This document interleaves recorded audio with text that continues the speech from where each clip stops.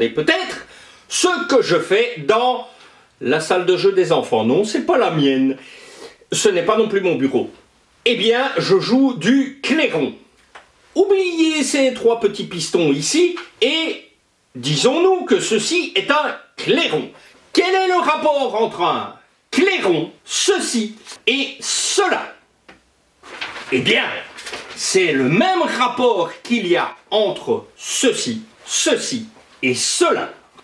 Alors, ici nous avions un clairon, un éclair et un éclairage. Eh bien, tous ces mots, clairon, éclair, éclairage, sont de la même famille.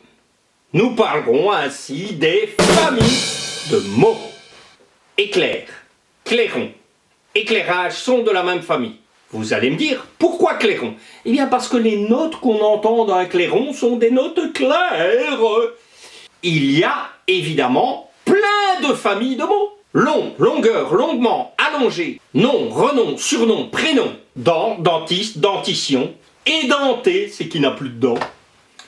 Que trouvera-t-on dans une famille de mots? Eh bien, j'en reviens à mes Simpsons.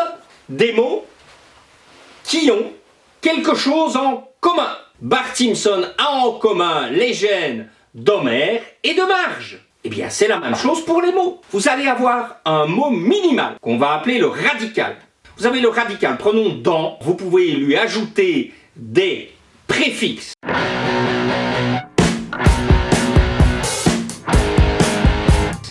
Exemple, quelqu'un qui n'a plus de dents, il est édenté.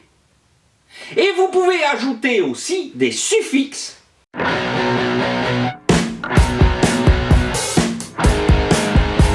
C'est-à-dire les petites portions de mots qu'on va mettre à l'arrière.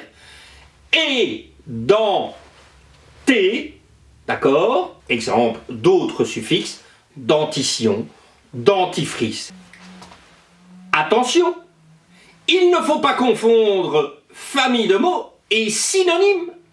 Exemple des synonymes. Roupiller, dormir, faire dodo, siester, somnoler. Vous voyez que tous ces mots veulent dire la même chose, mais ils ne sont pas de la même famille. Homer Simpson en plastique est le même qu'Homer Simpson en peluche, mais ils ne sont pas de la même famille. Ce sont les deux mêmes personnages, l'un en peluche, l'autre en plastique. Que sont des antonymes? Des antonymes, c'est facile.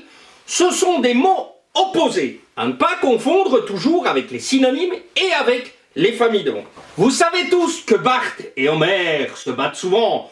Homer étrangle Bart. Eh bien, on peut dire qu'Homer est l'antonyme de Bart, tout comme blanc est l'antonyme de noir, gentil est l'antonyme de méchant. Enfin, il ne faut pas confondre les familles de mots avec les synonymes, les antonymes et les paronymes. Qu'est-ce qu'un paronyme? Un paronyme, c'est un mot qui ressemble à un autre mot, mais qui n'a aucune relation avec celui-là. Exemple, précepteur, c'est un professeur particulier. Et percepteur, c'est celui qui récolte les impôts. Donc ces mots qui se ressemblent, c'est exactement comme si je comparais celui-ci à celui-ci.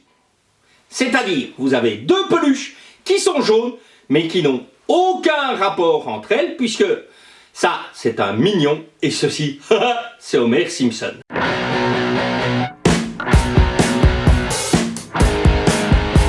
Est-ce que vous avez tout compris? Oui? Parfait! Vous pouvez noter la théorie dans vos cours, et vous pouvez bien sûr passer aux exercices. Au revoir les loulous!